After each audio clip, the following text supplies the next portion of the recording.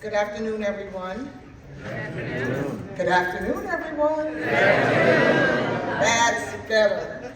I'd like to thank, and when I thank them, I'd like to thank the committee, Diane Dwyer, stop politicking, Diane,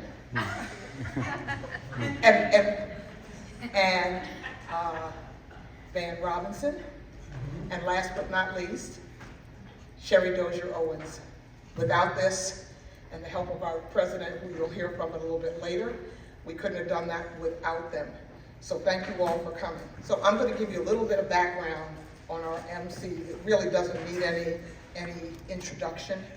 But first of all, she's a wife, a community advocate, a civic leader, and Bishop Carter is the past president of the local NAACP here in Syracuse and Onondaga County.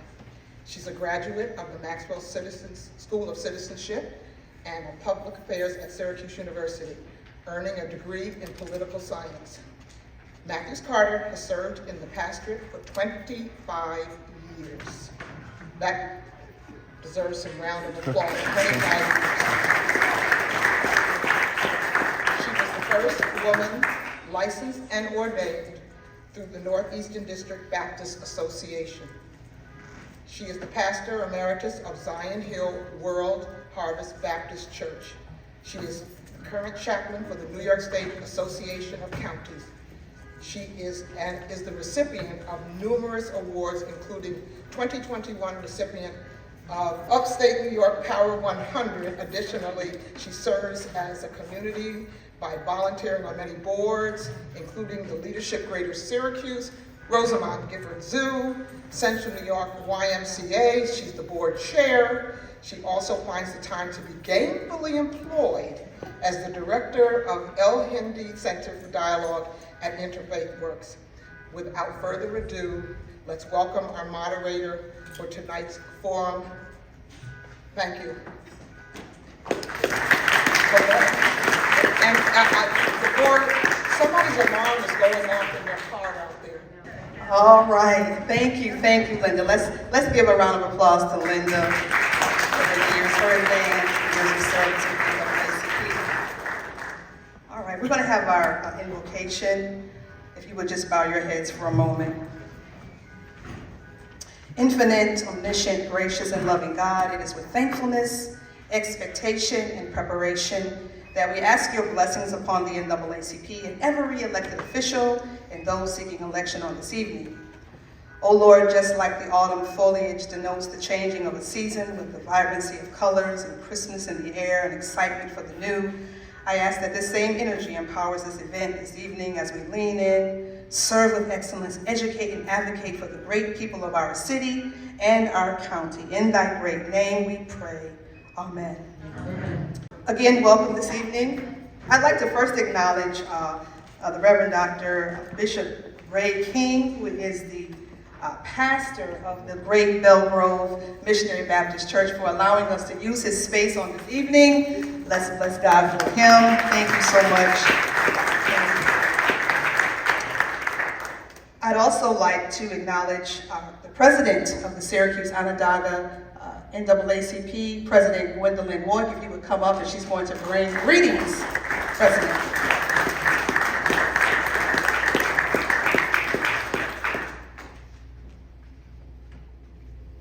First of all, thank all of you for coming tonight. We really appreciate the support, and I'm sure you will learn a lot tonight that will help you make your decisions on November 7th or early voting, which starts on Saturday. Just thank you so much for coming out to support us, and hopefully you will enjoy the evening.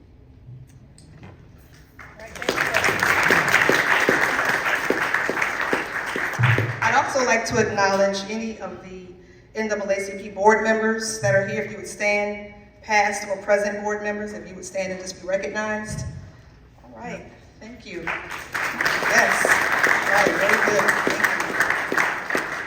And of course, while we're all here, I'd like to acknowledge all of our elected officials that are present and those that are running for office. Let's give everybody a round of applause, and we're going to get started in just one moment.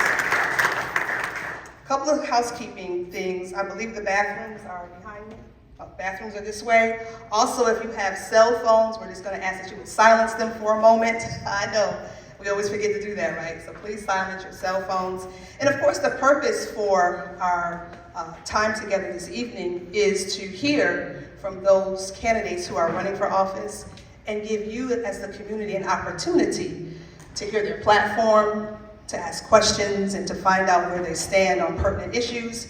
And of course, also the backdrop of all of this is that you would get out to vote. That's one of the flagship events of the NAACP is voter registration and making sure that people have the opportunity to vote. So we're here tonight to hear from our candidates. And just an overview, we're going to begin with those that are running, the candidates for the Onondaga County Executive Office. They're going to come now, if you all would come. We have Bill Kinney and also Ryan McMahon. Let's give a round of applause as they come. Bill Kinney is the current Onondaga County legislator. He is the candidate for the Onondaga County Executive, and also Ryan McMahon, who is the Onondaga County Executive incumbent. And so as they get themselves situated, we're going to take about 30 minutes for this segment. They're going to begin with a 3-minute opening statement. So I'm going to ask Bill Kinney if you would begin, and we're going in alphabetical order. So Mr. Kinney, would you please begin? You have 3 minutes for an opening statement. Good evening, everyone. Thank you very much for coming out. I greatly appreciate it. It's nice to see all of you good folks. I'm born and raised here in the city of Syracuse, grew up on Ostrander Ave. Spent many a day walking when I was younger because we didn't have a car down to the old Sears and Roebuck building that's vacant. I'm married, blessed with 4 children. I graduated from OCC in Arizona State, and my wife graduated from Bishop Ludden, and I'm a Corcoran High School student, graduate, I mean. I'm running because I feel you, the voter, deserve a choice, an option. My opponent's a nice man. No one can argue that. Well, I think somewhat, but I'm not here to do that. I just don't believe in how he's running his office. I believe in transparency. I believe in listening to the voters. I believe in seeking out people that are knowledgeable and determining what's best for the future of this county. And we are just headed in the wrong direction, I believe. There's too many things being done without the collaboration of the county legislature and without the understanding of what's happening by the citizens of the county. The elephant in the room, I suppose, is the aquarium, which I'm completely opposed to, and my opponent thinks it's the greatest thing since sliced bread. He's going to tell you that it's going to create tourism dollars. I'm going to tell you that at $85 million, it's going to take 113 years to get our investment back, and that's not a good investment. I'm going to tell you that we have too many other problems in this community that have to be dealt with, and if we want to create tourism, we have to have a safe community for people to come visit us. So I'm all in favor of tourism, but not an aquarium that there's no private dollars, and not when we have no community input of how it should go, how it should run, and where it should run. So thank you very much. I look forward to this evening.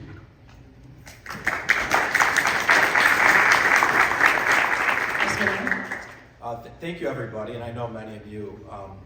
To start this off, I think sliced bread is the greatest thing since sliced bread. So I want to thank Colette, Reverend. Thank you for hosting us, Gwen, NAACP board. It's always good to have a conversation with so many partners I've worked with for years. I'm Ryan McMahon. I'm the county executive. I've been county executive since the end of 2018 till the current day, and that's what this election is about. This election is not about one issue. Listen, we know, if we know anything about my friend Bill Kinney, we know Bill Kinney does not like the aquarium. And the reality is this is about the last 4 years, what we've been through together, what we planned for, and where we're going. And certainly when we think about that, when I got this job, we walked into the most unprecedented times in our country's, arguably from a public health perspective, our country's history, with a 100-year health pandemic, where essentially society was shut down. And the team that was working to build the partnerships at all layers of government and all our community partners was your team in county government. And we built those partnerships. And we knew that we had to work with community. We had to work with educational partners, law enforcement partners, the business community, and we got through a very, very dark period of time. But we were ambitious, and we believed in everyone in this room that we can not just come back from a 100-year pandemic, but we can come back stronger, and that our future would be brighter for our kids.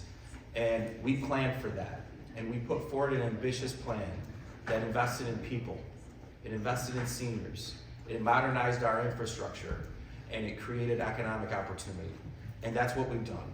Our community is transforming before us today because of those investments that we made and those partnerships that we built. And we have the greatest chance for economic prosperity for our kids. Our greatest chance to deal with long-standing issues in our community, like generational poverty, are in front of us. And those partnerships that we built during this time, we're going to double down on those moving forward the next 4 years. That's what this election's about. It's about jobs that will be here tomorrow for our kids for generations to come. And our administration had a big role in making that all happen. So I look forward to the conversation, and thank you for being here. Thank you. This next segment, there'll be a few questions, and I'm going to just start with Mr. Kinney, and then we'll go to Mr. McMahon. I'm going to ask that you would keep your answers to 2 minutes, and these are questions that have been submitted after a community assessment by the NAACP Board of Directors. So the first question is, we're going to just jump right in it, the aquarium. So where will the monies to maintain the aquarium come from? Will it be secured from taxpayers or private sources? And what is the overall plan for the economic growth that this area could potentially not see from the aquarium? Mr. Kinney? Well, let's start off by saying that I have nothing against aquariums. I just don't like it being paid for by the taxpayer. The only time an aquarium works in this country is when it's funded by private dollars. If you look at all the aquariums, even the Boston Aquarium struggles. So I think the executive's got the right idea to try to bring tourism here, but he's putting the cart before the horse. You've got to have private funding. We should not be paying for the aquarium. I could have accepted maybe $20 million towards it, but not 85. The idea that we cannot do things without the aquarium and still prosper, I find ridiculous. We have to look at what's best for the people of this community. Yes, we need jobs. Jobs help everyone. Jobs pay taxes, jobs create wealth.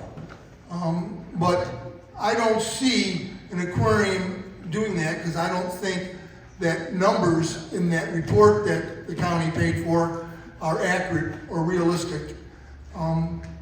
So I think, is that answer your question? I can't remember the second part, I'm sorry. Yep, your time is up. Thank you, Mr. Kinney. Thank you. Mr. McMahon? Well, thank you. So the reality is that an aquarium, a zoo, a convention center, a ballpark where a baseball team plays, a hockey arena where a professional hockey team plays, is all entertainment infrastructure. And the convention center, which generates an economic impact of millions and millions of dollars a year for the community, costs county taxpayers money every year, loses money. The ballpark, where the Syracuse Mets play, loses money. The zoo, which we all love, key piece of our quality of life and educational infrastructure for our kids, guess what, folks? It loses money, all right? So all these entertainment infrastructure things all lose money. So by my opponent's way of looking at things, we should shut them all down because they lose money, right? The reality is this is quality of life entertainment infrastructure that you need. You need it for community, you need it for kids, and you need it for employers to be able to retain and recruit workforce. There was a study done by the individuals who helped produce the aquariums in Boston and Chattanooga, Tennessee, very successful ones. The study done by experts, not county legislators, said very clearly that it will have over a $50 million economic impact. It will create construction jobs and full-time jobs of about 400. It will also do various things for our community. It will allow us, from the educational standpoint, to team up with universities to do research on climate change, to tell the story of Onondaga Lake's cleanup, to tell the story of the Haudenosaunee, where Western democracy was founded. It will allow us to have a catalyst in the Inner Harbor to develop for the housing needs that we're going to need moving forward with Micron coming. It will allow us to continue to build these partnerships that we've had. So the reality is it will be paid for by the operations through ticket sales. And the economic impact of $50+ million a year was done before Micron was announced. The largest project in the history of the United States is coming to our community. That means more people. And by the way, related to how you have the private sector involved, the private sector does not pay for the aquarium. They have a foundation that then co-invests with you. Just like the Friends of the Zoo today we have at Burnett Park Zoo. They help co-invest for operations. And you can't bring in private sectors until they know what they're investing in. You need a design so the private sector can say, yes, I want to be part of that. Our design will be completed in December. The project was voted on 2 years ago. The contracts are signed. 30 seconds. It's happening. Thank you.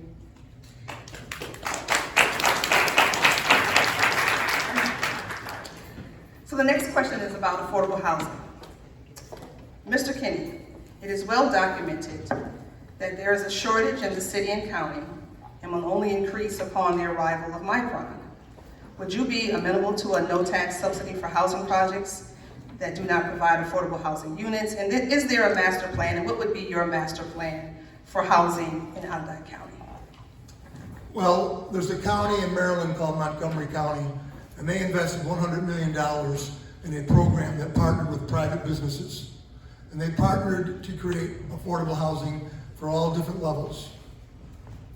We need to do that desperately in this community. We need to look and see where we can build and how we can build housing that everyone can afford. I have a daughter that lives in Cambridge. She waited 1.5 years to get into a building that was subsidized, because she makes good money, but in Boston it's more expensive than it is here.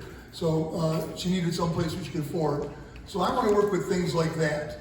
I'm not a big fan of tax exempt anyone.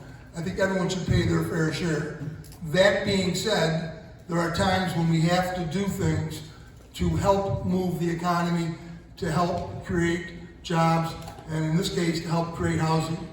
I believe that we need the federal government to help us in this in regards maybe to tax breaks for the businesses that want to develop over years. Thank you, Mr. Kinney. Mr. McMahon? Yeah, so housing is an issue. It's a new challenge for us. We have skyrocketing assessments and values in property. That's a positive thing. That's most people's strongest asset. The challenge is for you to be able to cash out and take advantage of that growth in your net worth, you need to have somewhere else to live, right? And that's what people are seeing, is that the assessments are going up because we are seeing growth in our community, and that's in time turning into rents going up for renters at paces that, quite frankly, folks can't afford. So what can we do related to county government? We don't control zoning. That's done at the city level and at town levels and village levels. And we don't have code inspectors. We don't control the local housing laws. But what we can do, because it's a regional problem, is what our administration is doing. We created in partnership with the legislature a fund. Interest rates are skyrocketing. If it's 8% for you to get a mortgage today, it's 9% for a commercial developer to get something done. Inflation is a real problem for these developments. Through OCHIPS, it's a fund where we give grants to meet the gaps in funding to get more units online. We have a $10 million pot of money to start. In that pot of money, we've awarded up $1.7 million to date. It's created 393 new units: senior housing, affordable housing, mixed income housing, market rate housing, because we need all of it. And by putting on more units, we'll lessen the inventory challenge, which should stabilize prices. In addition to that, in the south side here, we're building 8 new houses as we speak, getting ready to go here in the south side. We continue to fund the land bank so they can continue to do the work they do. Tiny Home for Good is a program where we funded over $1 million for new homes there as well. So overall, we're funding various entities. Our OCHIP program is starting to work, and we'll have another round of awards in the next week or two here. And we are addressing affordable housing through that. Related to policy, we do need to look at tax policy through pilots to look at helping to drive demand with these high costs of doing business. They don't need to be long pilots, but we do need to figure out pilots to specifically encourage senior housing communities and affordable units.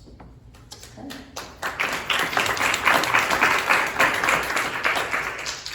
So the next question is about mass transit and about just some of the transportation concerns that the community has as it relates to the economic growth and development. Mr. Kinney, there is a projected influx to the county and the city of this population increase with Micron and all of the development that's happening. What would be your proposal for mass transit, and how will you help to resolve some of the transportation issues so that people can get to jobs?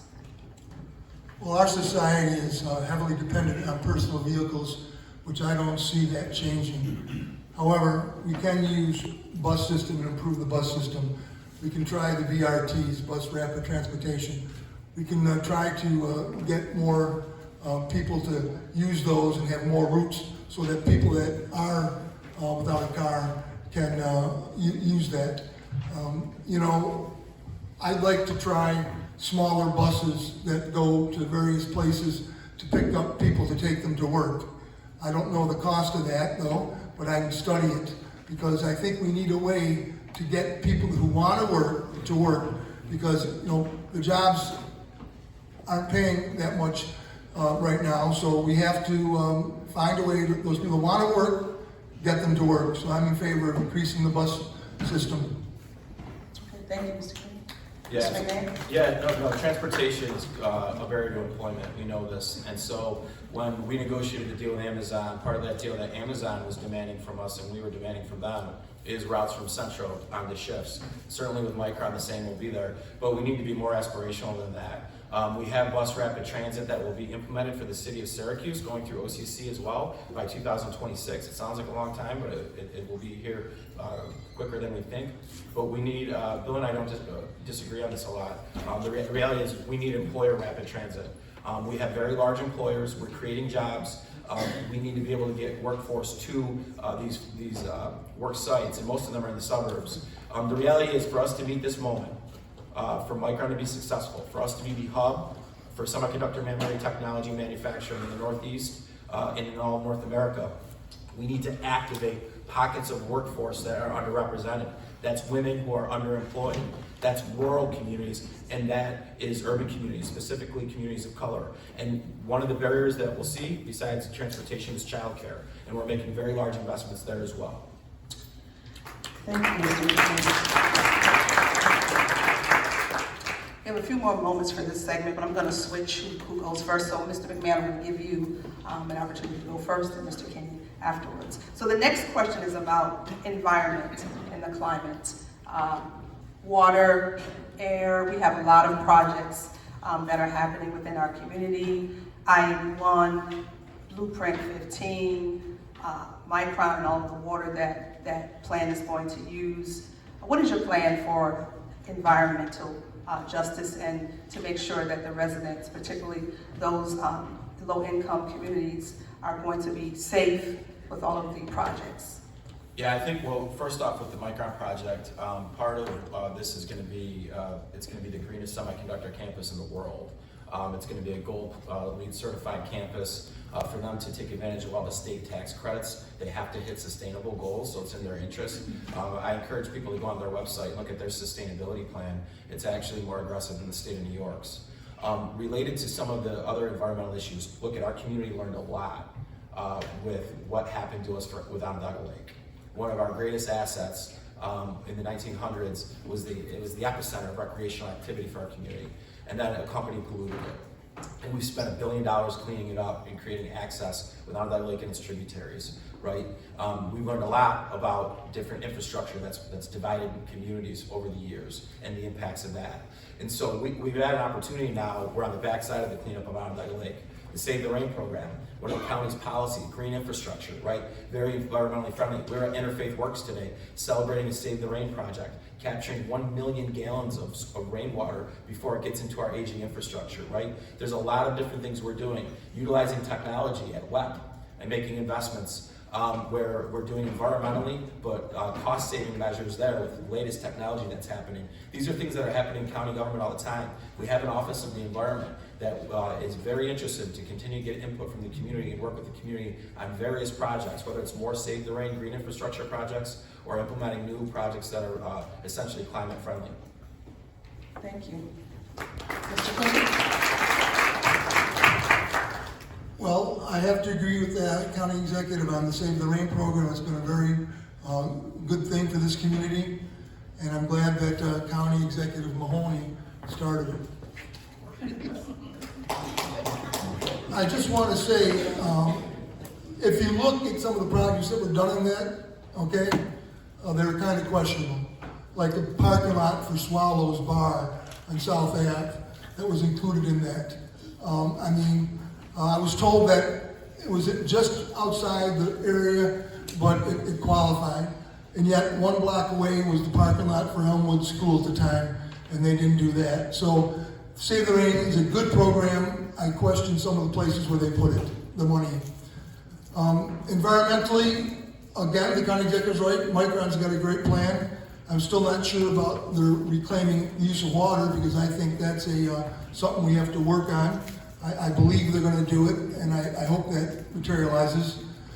With 81, I think the state has made a major mistake. They are way behind. We knew 81 was going to change years ago, and there's still people living too close to it that are going to suffer from all the pollution that's being generated there with the construction.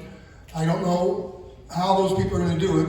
I'm hoping we can find places for them to live, but it's too late in my eyes. The state should have started years ago. We might not have known the plan we were going to do, but we knew something was going to change in 81. So I'm in favor. I consider myself an environmentalist. I belong to the Sahara Club. I want to make sure in my administration that anything we can do for the environment, we're going to do.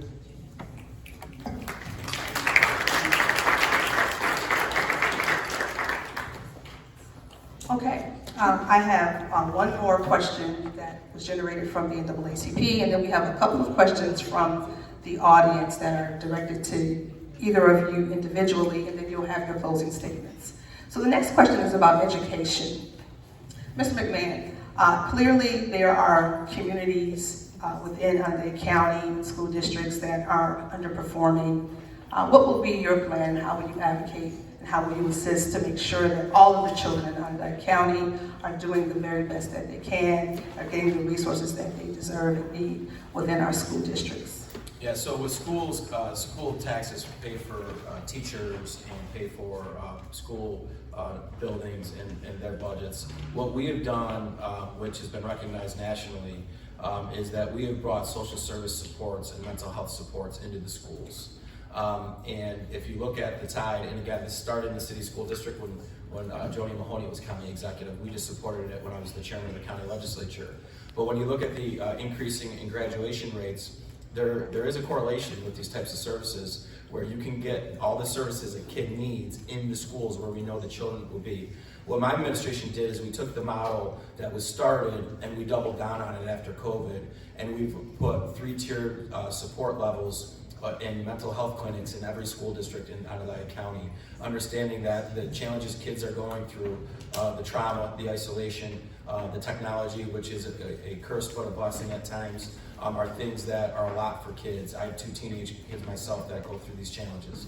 So we've done that, and we'll continue to work with districts. One of the things during the pandemic, we worked with districts at a daily basis for the needs they needed, and those relationships are stronger. The other thing that we did related to education is we had one of the great community collaboration partnerships that we've seen with the city, the school district, the county, OCM BOCES in the state of New York, with the STEAM school, the old Central Tech building. It's going to be a workforce laboratory for STEM and the arts. And that laboratory is going to see investment and partnership with all the great companies that are here and coming here, like Amazon, like our engineering firms and Micron. Thank you. Well, education is where it all starts, if you ask me, besides the family. The better educated our children are, the better off we are in society. I believe that we are helping out the school districts with our mental health and social services, but I believe it's not enough. I believe we need to look harder at that.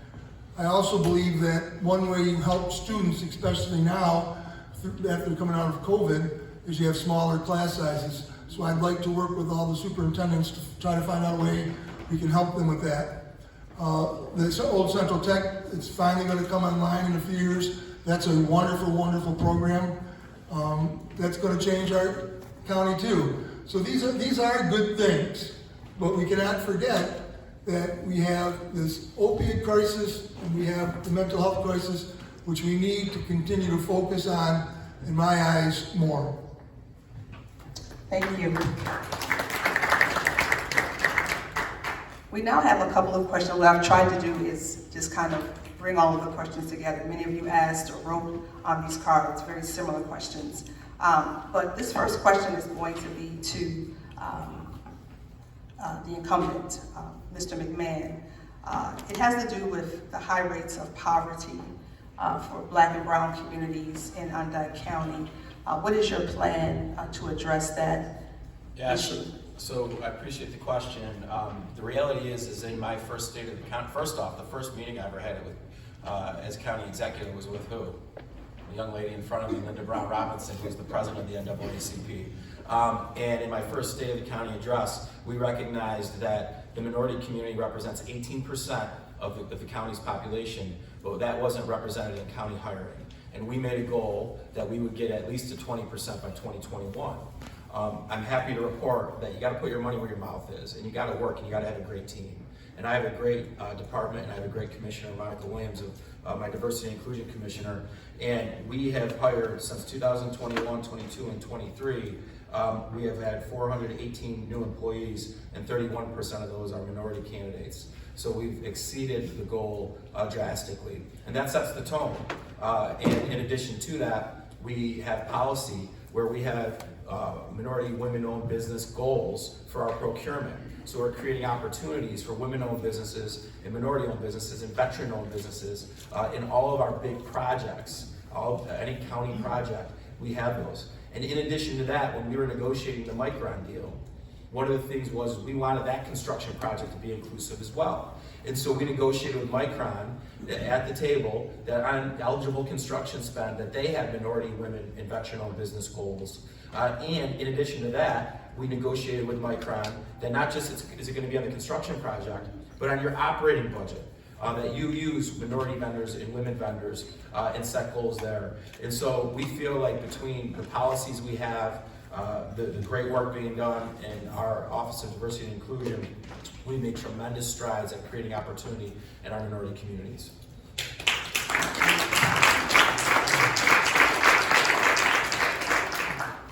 So Mr. Kenny, this question is for you. You have been on the Onondaga County Legislature for many years. Tell us a little bit more about your plan for making the quality of life in our county better. Well, you know, I graduated from Arizona State University. I could have stayed out there, but I came back for two reasons. One, my parents were sick, and two, I love this area. We have a great area, and I want to see that area prosper. The city and the county have issues with basic things like cleanliness. I'm not sure why we have such a messy streets and areas. I would try to work with all elected officials to try to solve this problem so that we at least have a cleaner environment. I had a chance to visit Washington, D.C. recently, or last year, I should say, because that's where my son-in-law and my granddaughter live. And they've got some issues too, but they also have some nice areas just outside D.C. that are well kept.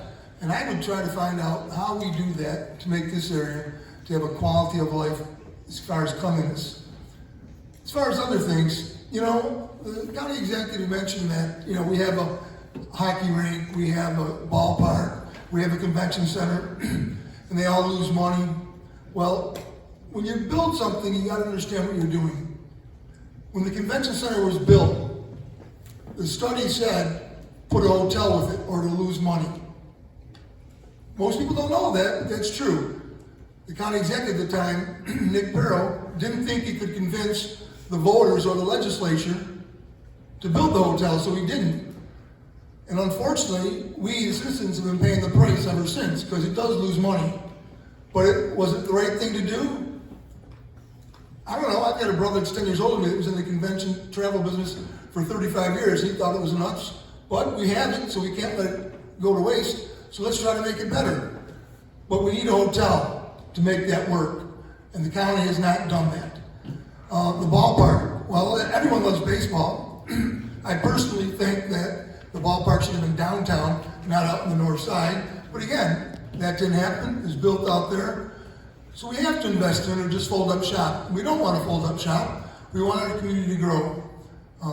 So we have to work on all these things to help it be more accessible, though, to the people. That's what I would try to do. Thank you, Mr. Kinney. So we're going to bring this portion of the forum to a close, and we're going to ask each candidate, starting with Mr. Kinney, would you give us your closing statements? Sure. Thank you very much again for being here. I appreciate it. It's always nice to talk to people that live in my community. I just want to touch on one thing, though, before I get to that. The land bank is a great thing we have in this community. However, if you look at the land banks across the country that work, they're all funded properly. This land bank, we started off on the wrong foot to begin with, and that's because when the county executive was the chair of the legislature, him and the county executive couldn't agree on how to start it, how to fund it. And so we've been funding it every year since, but when you start in the hole, it's very hard to get out, especially when you're dealing with structures that we have in this community that have to be torn down. It's expensive to tear down a house. I'm running, like I said earlier, because I want to give you a choice. And there's a stark difference between the two of us, a stark difference. I believe in openness, transparency. I believe in working with people. I don't believe in hiring friends or critics to get them to stop criticizing me to be my team. I will guarantee you I will not do that. I think it's a waste of your money. And too many people in this community suffer because we give jobs to people that happen to be connected.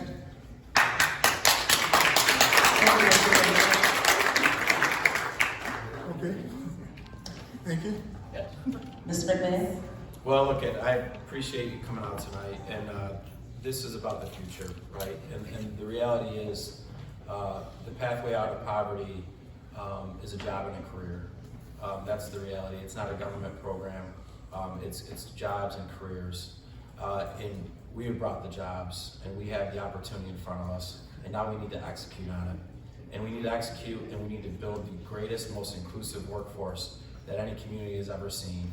And that's making investments from the STEAM school to the OCC, to the clean room lab, to the tech garden downtown, all things that the county has partnered in. That's doing chip camps in every school with Micron to get our kids ready, right? That's addressing issues like transportation that we talked about, childcare, making childcare grants more affordable, which we've done, working to create more infrastructure within childcare, which we've done, and continuing to double down on those efforts. It's about addressing one of the critical issues of housing, where no county government, no county executive has ever invested as much in housing as we have. It's about doing this all in a thoughtful way so that every corner of this community feels like they're part of this. The Onondaga County comeback that we've all been going through for 4 years is real. You've all been part of it, and it's your story, it's your success story. This is our generation's Erie Canal moment. We're just getting started. The work is here, and there's a lot to do. I ask for your vote on Election Day or when early voting starts. Thank you. And let's give a big round of applause for Mr. Kinney and Mr. McMahon. I believe they brought some election materials, and they are available for residents that want to talk. So this section, we're going to have each candidate share 3 minutes. I'm going to give you 3 minutes to talk about the platform, who you are, and why you're running. And we're going to start with the challenger, Mr. Chuck Keller. So Thank you, everybody, for coming out tonight. It's great to see so many people who are involved and care about the election community. My name is Chuck Keller. I'm running for District Attorney. I am a member of the legal community in this area for the last 20 years. I'm not originally from Central New York. I went to Syracuse University as an undergrad, with Syracuse University College of Law. It turns out I like the area so much, I've made it my home. I'm a husband, I'm a father of 2 small girls who I love to death and who are probably waiting for me to come home and put them to bed very shortly.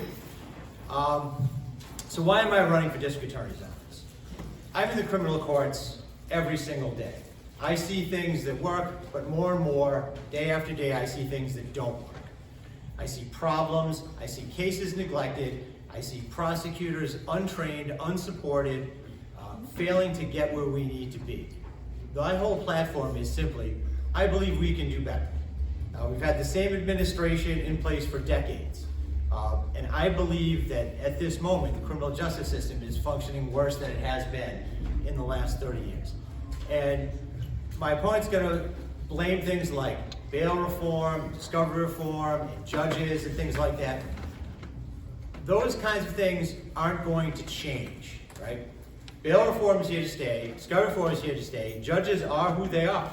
To say that, well, I can't do my job because the rules have changed, is a lot like, a football coach from 1970 saying, I can't win anymore because they changed the rules in the game. I believe it's time for new blood, new ways of thinking, and I think I'm the right person for the job. And again, I thank you for all your time. Thank you, Mr. Keller. Thank you, Colette, and good evening, everybody. Thank you for coming out. And if I could just say, if there are 2 people in this community that have done more for this community than Van and Linda Robinson, I don't know who they are. They've been my friends forever. Actually, not to steal my opponent's thunder, I wasn't going to blame anybody for anything. I was just going to tell you 2 cases that define who I am. One case happened a couple of 100 yards from here. It was, ironically enough, Martin Luther King Day, and a little 11-year-old girl didn't want her grandmother to go out in the cold to get a quart of milk, and she walked out of her apartment, and she didn't know that she only had 3 minutes to live, because when she was coming back with that quart of milk clutched to her chest, a car drove up with 3 individuals, all of whom were poster children for the failures of our system. They all had automatic weapons, and they opened fire on somebody across the street because they thought he didn't belong in their neighborhood. And little Brexy, thinking that she was running to safety, ran to her apartment and inadvertently ran right into the crossfire. And unlike many elected DAs in the state of New York, I'm handling that case myself, because as far as I'm concerned, Brexy is our daughter, and she's my daughter. And the other case I want to tell you about is a man I had the privilege of meeting 2 years ago. He was convicted of rape in 1981. He spent 16 years of his life for a crime that he didn't commit. He stared in a 6 by 9 foot cell every single day, wondering how could this have happened. And a couple of years ago, 2 lawyers came to me and said, would you look at this case?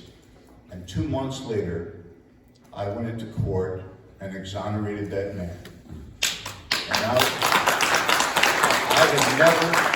could not believe, if any prosecutor stands in front of you and says there's no racism in the system, walk out of the room, don't ever vote for him.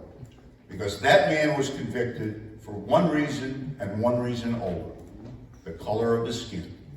And now he's here tonight, and for the first time in his life, he's going to be able to vote. And he's voting for me. I love you, Anthony.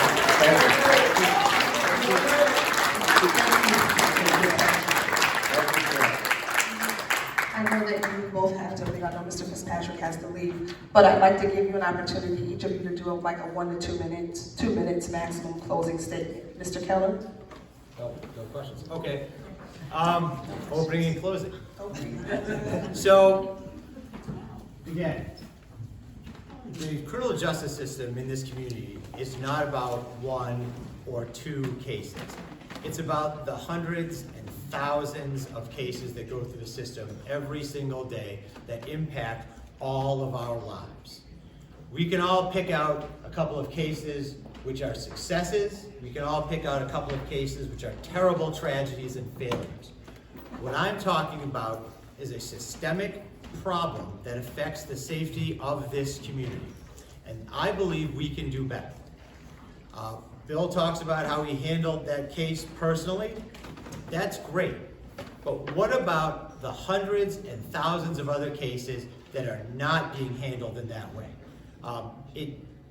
To pick and choose one case or another to say this person's life or this person's death is more important than another, such that I'm going to step in as the DA and I'm going to handle this one, is just not fair to everyone else. All cases should be important. You should be in the office. You should be the first one there, the last one to leave. If you don't have enough staff to cover a court, you go yourself. That's what happens. When we are short staffed, when we don't have enough people, it's all hands on deck. That means all hands on deck, not almost all hands. And again, I think that we can do better in this community. And I'll just close by saying this. I've said it before, I'll say it again. If you are happy with the way the criminal justice system in this community works, then do not vote for me, because I'm going to change the way things work in this community. And I thank you for your time. Thank you, Mr. Keller.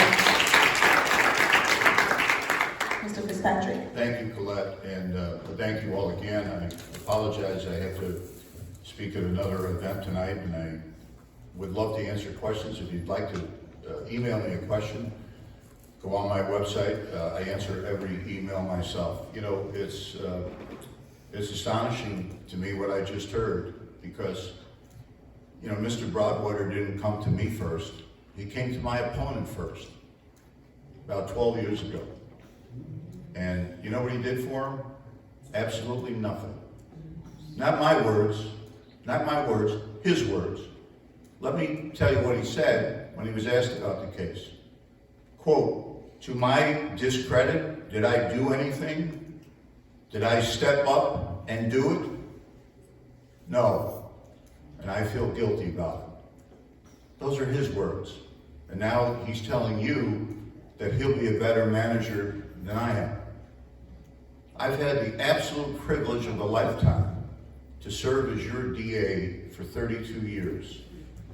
It would be the continued privilege to serve for 4 more years, because I love this community.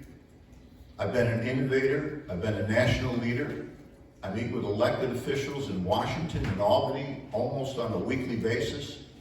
And I think we have one of the best, hardest working, and most diverse DA's offices in the state of New York. God bless all of you, and thank you very, very much for listening and attending. Thank you. Let's give a round of applause for Mr. Keller and Mr. Fitzpatrick. Thank you.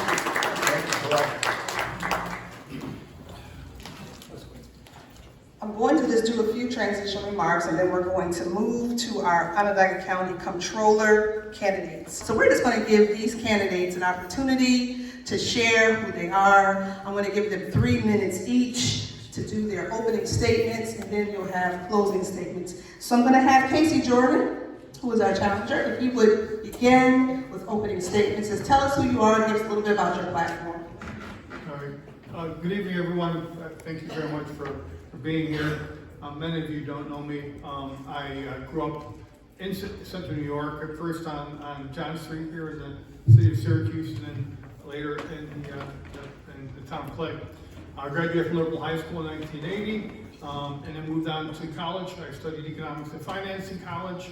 From college, I went to Hofstra University School of Law, where I focused my studies on tax law. From law school, I first worked in St. Thomas, Virgin Islands, for a New York City law firm in their St. Thomas office. They did tax and business law. I then came back to New York and took a job with a law firm in Albany. Again, it's another business law firm. And then I started dating my wife, who actually moved from school and high school. And then I moved back to Syracuse, joined the law firm here in Syracuse. I eventually became a partner with that firm. In 2006, I was appointed to the Onondaga County Legislature by Nick Pirro. I served the legislature for 14 years. 12 of those years, I was on the Ways and Means Committee, including as vice chair and chairman of that committee. I was also chairman of the Planning and Economic Development Committee and the Environmental Protection Committee. I served in every committee in the current committee in the legislature at one point in time or another. I think during my time in the legislature, I developed a reputation as somebody who was always very focused on the financial aspects of resolutions and projects that were being proposed by the county executive and by the legislature. I sometimes, to the chagrin of my fellow legislators, I was very, very particular on the cost of projects. I have always had a difficult time with taking people's money, really against their will, of course, and taking their money, and then telling them, by the way, this is how we're going to spend your money. I've always had a difficult time with that, so I was always very focused on making sure that we minimized how much we spent on particular projects, and also to make sure to took a critical look on proposals and resolutions to make sure that what's being proposed is in the best interest of the taxpayers of Onondaga County. And you know, I always did what I thought was best for my constituents and for the people of Onondaga County, regardless of party politics or partyships. You know, that's what always drove my decision-making process when I was in the legislature. In 2021, I left the legislature and took a job with the county attorney's office. I've been there for the last, well, 2 years. We have a great deal of change going on in the coming years.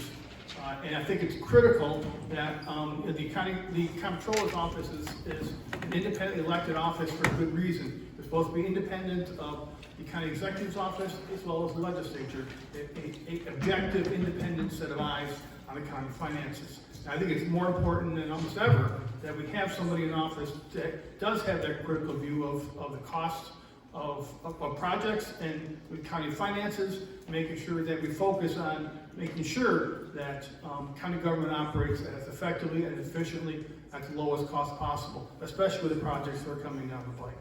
Thank you. Thank you, Mr. Jones. Thank you, everyone. For those of you who don't know me, my name is Marty Mesterpole, and I am your current county comptroller. Let me start with just a brief background of who I am, where I come from. My wife and I, Heather is my wife. We live on the Tipperary Hill neighborhood of Syracuse. She is a math teacher at Corcoran High School, so if you had Miss Mesterpole and she was a good teacher, it's because I told her how to do it, and if she was bad, it's because she did it herself. Heather's a wonderful person, wonderful teacher. I know she had Bill Kinney's children. He will speak highly of her.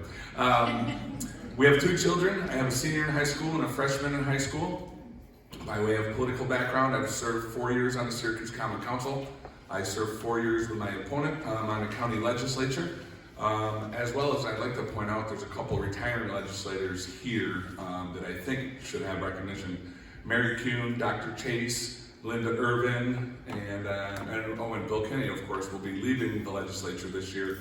But I publicly want to say thank you for your service. They did a great job.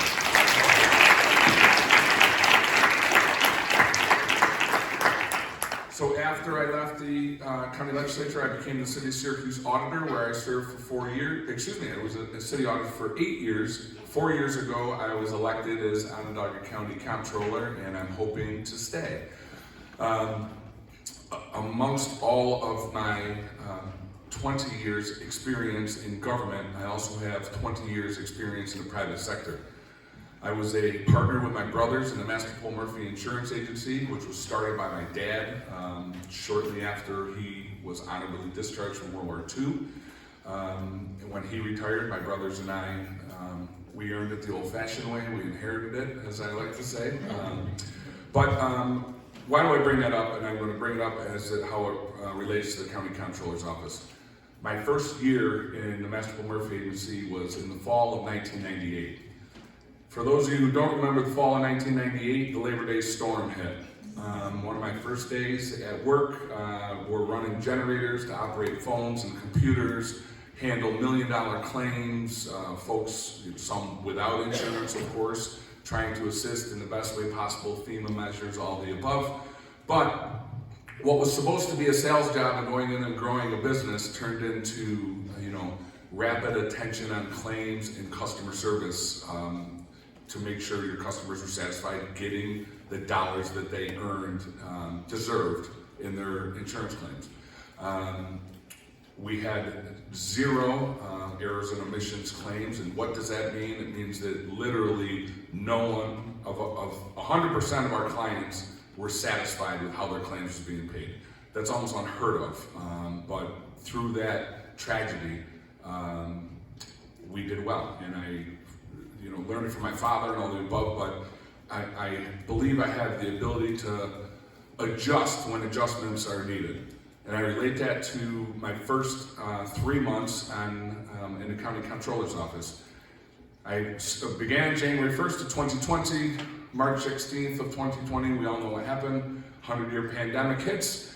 We go from, sewer systems and social services, health department obviously became incredibly important, but the things as we knew it in county government drastically changed immediately. We went to gowns and masks and hand sanitizers, testing kits, testing clinics, vaccination clinics, all the above. The world was turned on its head, but I believe, from that experience in the private sector as well as government, I had the ability to shift on the fly. I worked with the county executive, maybe as has been pointed out in recent articles, some would say not critical enough, but I worked with the county executive to make sure that our taxpayers were safe, that those things that need to be purchased to help the 100-year pandemic were taken care of.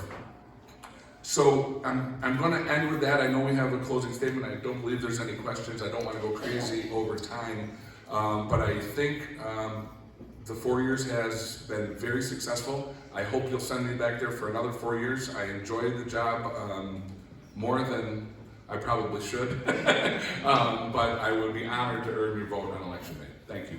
Thank you, Mr. Pastor. So now we will have closing statements. Excellent. Mr. Jordan. Thank you again all for coming here. I was raised by a single mother, the youngest of 5 children. My mother had a difficult time financially as we were growing up, but somehow she managed to get us some nice things at Christmas time and a couple sets of new clothes for school. And then I went on to law school in college. I put myself through college, put myself through law school. I actually had to sell virtually everything I owned, and had to borrow money from family members just to pay for my first semester of law school. I've always had to focus on making, watching every penny that I spent and saving money as much as I could. I know what it's like to be out there working. I know the value of the dollar. I know how hard everybody works for the money that they have, and how difficult it is sometimes to hold on to that money, which has been my focus the entire time I was in the legislature. Would be my focus as county comptroller, to making sure that all the people of Onondaga County keep as much in their pocket as humanly possible, to focus on efficiency of county government, to make sure the county government is operating as efficiently and effectively at the lowest cost possible, and to scrutinize every expenditure like I did for 14 years in the county legislature. I hope I can have your support. I hope that you share the vision that I have for Onondaga County. Thank you. Thank you, Mr. Jordan. Well, thank you, and thank you everyone for being here. I just want to point out a few highlights, what I believe of the last 4 years and why I deserve to go back to the comptroller's office. There is absolutely no one in the county that wants to hear of fraud, waste, abuse, or anything along those lines. When I began as county comptroller with my friends on the legislature, with County Executive McMahon, for multiple reasons, but certainly I was part of it, our fund balance grew from $100 million to over $200 million.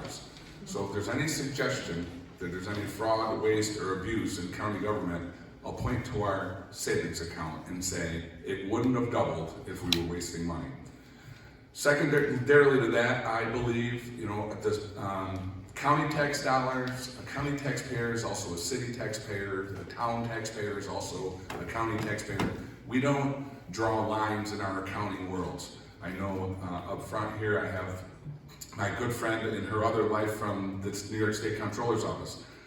Comptroller DiNapoli has come to town to serve you through my office. We've had meetings in the towns bringing together finance officials from throughout the county as a joint venture, because something that is an issue in the city of Syracuse, government finance office, is usually similar to something in Cicero, Clay, Camillus, you name it, Marcellus. We brought all those groups together so that we can brainstorm, work with the state comptroller's office to literally modernize government. Let's do this together and move forward together.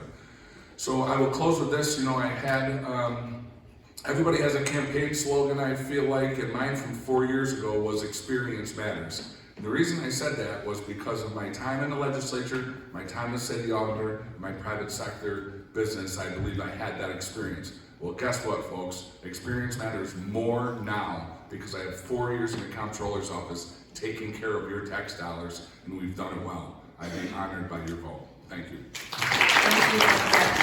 Come on, let's give it up for Mr. Jordan, Mr. Matthews, running for the Onondaga County Comptroller office.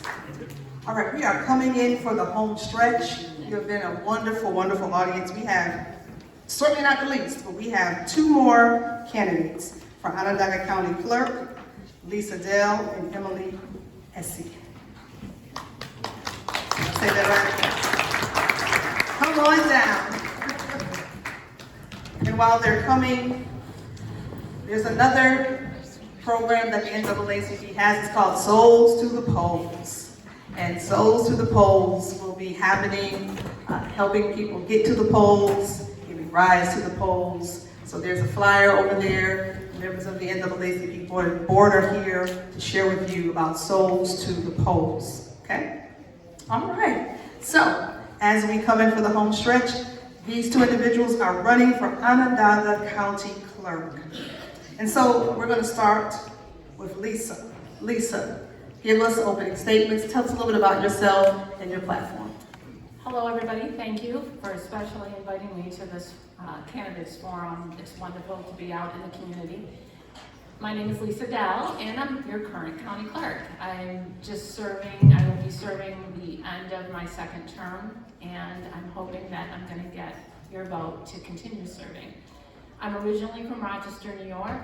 I came out here in 1988 to pursue my dream of being a police officer, which I achieved. I was living in Grant Village, going through the police academy. I was actually hired by the Sheriff's Department originally. And when I was on the Sheriff's Department, there was an opportunity to transfer to Ballensville Police Department, which I did, which I served over 20 years. And one of the reasons why I transferred there was because of community. And I grew up with a single mother too, with 2 other siblings who suffered from a mental illness. And there was struggles, and I needed that sense of community when I came out here. I was young, I was 22 years old, and I went out there, and one thing they taught me, as well as my mother, is to serve people with understanding. And my mother always taught me that you always treat people how you want to be treated. And that has resonated with me my whole life, because I've been in public service my whole life. After 21 years of being a police officer, I went on to be town clerk in Lysander. And then after 6 years of doing that, I ran for county clerk. And I saw that opportunity running for county clerk to serve more people in our community. My platform is my passion, and that's just helping people. And that's why I wanted to be a police officer, and that's why I wanted to be town clerk, and that's why I wanted to be county clerk. I'm proud that our office, under my tenure and our team, that not only there's a lot of people who call our office and it has nothing to do with our office, but you'll never be turned away, because I engage myself with our county legislators or our county executive or Marty Masterpole, all different people in our community groups to learn the land bank. I spent a lot of time at the land bank learning about that process and learning about zombie homes and abandoned homes. And I'm proud that we make our office, when you call us, we're never turning you away. You're always going to talk to someone because we don't believe in automation or artificial intelligence. And we will get you the answer if it has nothing to do with if what you're calling for has nothing to do with our office. And honestly, if you call our office, and it does, we're going to get you the right answer and get you to the right person. Thank you.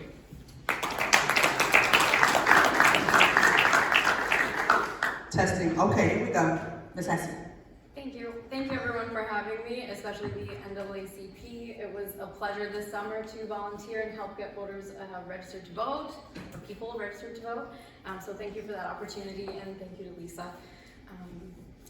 So hello, my name is Emily. I am a Syracuse native. I graduated from Nottingham High School, not too far from here, and went on to study a Bachelor of Arts in International Development, and then returned home and did an MBA here at SU. I was raised by a mixed family. My father was an immigrant from the Middle East, and my mother's from DeWitt. So I was raised with a really interesting... No. You like it. What I say. She's from DeWitt. But I had a really interesting perspective growing up because my father, I was raised in the immigrant community, especially with the Middle Eastern culture. Your family is your community, and I had that perspective of having, two different cultures, and it was very amazing. And excuse me, now I'm questioning what I said about I'll tell you later. My mom was a teacher for over 40 years. My father was a local business owner. So I learned about customer service and community very early on, and just the importance of being involved and serving and what that all means. They really wanted me to go on and be a teacher, but luckily my sister did that, so I went on and had a career in the nonprofit world. So while I haven't been a public servant in the government sense here, I have been serving the community for over 10 years. I have experience abroad as well as locally. I served for 2.5 years in the Peace Corps in Ukraine, where I worked in their local government. So I actually had a very profound experience helping them implement democratic practices in a very young democracy. It was very difficult, but it opened my eyes to just the privilege that we have here that we often take for granted. I helped them implement practices such as participatory budgeting. We created a youth council to connect their youth with the government. I taught English, so I was kept busy, but I knew when I returned home that I wanted to get involved with local politics. And I see the county clerk's office as a really exciting opportunity. I know people probably don't see the county clerk's office as exciting, but we're working on it. We're working on PR for the county clerk's office. I see it as an exciting opportunity, by the way. Yeah, we really do. We'll tell you. Yes, I really respect Lisa, and it's been really refreshing to be on this campaign trail as a first-time candidate with somebody who is, I think, also respecting me. So I thank you so much for that. Running for office isn't easy, and as a first-time candidate, I've had a lot to learn, but I know that my platform, which focuses on accessibility, modernization, and customer service, I know that I can be a phenomenal county clerk. Okay, thank you. Last word to these wonderful people. Lisa, tell them why they should vote for you. That's an excellent question. This is why you should vote for me. So Comptroller Marty Masterpole, I don't know if he's still here, he mentioned COVID, and we all know how awful that was and how everything shut down. Well, your county clerk is not only accessible, because my brochure's out there and my personal cell phone's in there, and my email, and I answer my phone and emails 24/7 if I'm awake. So you might get something at 2 in the morning if you text me. Sorry, I might return it and wake you up. So not only am I accessible, but I'm innovative. So during COVID, if you remember, we had the real estate market was booming because our interest rates were at 2-3%, okay? So when I took office in 2016, I listened to the people because I want to stress, all of you are my bosses, okay? So I listen to the people, I work for you. One of the biggest complaints was lack of accessibility and transparency, and I'm a firm believer in open and transparent government. And you could ask anybody who knows me and they'll tell you that. So what we did was, we didn't have any public documents available online. We had no ability to electronically record documents, and Mr. Keller, who's an attorney, is probably familiar with that process, where you can sit in the comfort of your office and home and file documents with us. And for those who are not familiar with the county clerk's office, we're the primary office for land records, deeds and mortgages to be recorded, those type of documents. So on January 4th was my first day in office, almost 8 years ago, and I hit the ground running and did the research and wrote a proposal to get a system in to make it more accessible so you have easy accessibility to public documents from your phone or from your home computer. So during COVID, I'll fast forward because I know I'm running out of time. During COVID, the biggest complaint I received from realtors or attorneys is, what are we gonna do? We have all these people who are buying houses and getting mortgages because interest rates are 2-3%. I'm like, we never shut down. We never shut our office down. We were there working every day. We did limit hours to the public to protect you and our staff because we didn't know what this awful disease was gonna do. And we were still able to work and process all those documents. So I'm innovative. You elect me again. I have programs that I want to implement. I want to be the point, I mentioned it in my opening statement, I want to be the point of contact. When you see these awful houses and the grass is growing, you don't know what's going on, I want my office to be the point of contact, to point you in the right direction, to get those resources to figure out what's going on. And that's why I go out and I develop relationships with the land bank and other officials in our community to have that knowledge. A lot of people are doing ancestry or family searches. We have naturalization records from many years ago. We want to get those online so you can access them for your family history. And lastly, I want to come out into the community more. I'm a mobile clerk anyways. During COVID, I went and delivered documents to people. I picked them up so they can get recorded right away. I did it for everybody. It wasn't just for special people or attorneys or whoever. It was for everybody. Even now, I had a gentleman saying, I can't get to your office to file a business certificate. I'm like, give me your address, I'll come pick it up from you. So that's what I'm working on, to be even more accessible, to make it easier to file documents with us, and just to get information out to you when you have questions. Call me, even if it has nothing to do with the office, call me, because I will get you to the right person. Thank you. Last word, 2 minutes. Thank you. So why should you elect me as your county clerk? For me, it's easy. I see where we're going as a county, and I'm confident that I can take the clerk's office into the future with the rest of the county.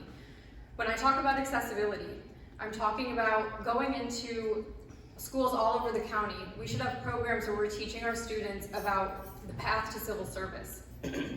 Excuse me. Office hours, I know Lisa talked about accessibility, but the office currently closes at 4 p.m. So it's important to me that we have office hours that are flexible. There are other counties that have Saturday office hours and mobile office hours. And obviously within union guidelines and working with staff appropriately, these things should be accessible to our constituents. When I talk about modernizing, the website could use updating, automating processes so that, yes, we're maintaining customer service. I love speaking to a human. I don't ever want to remove that from any process. But intake with documents, there are, it's 2023. AI and automation are advancing other governments forward, and I will be somebody who takes advantage of that.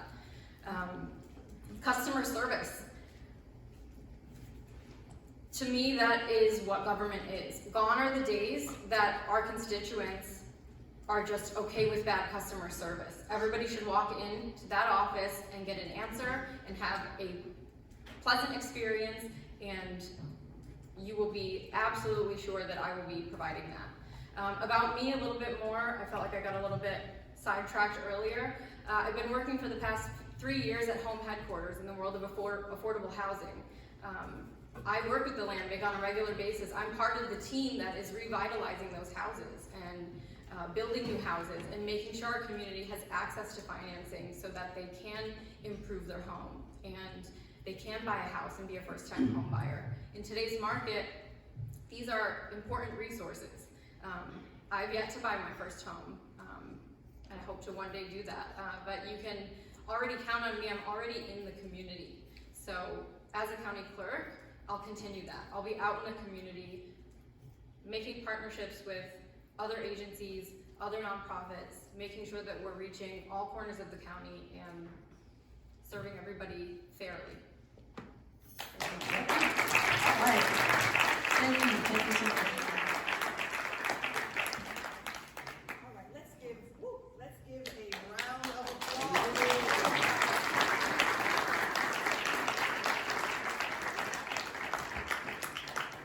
I think we're closing just in time, yes.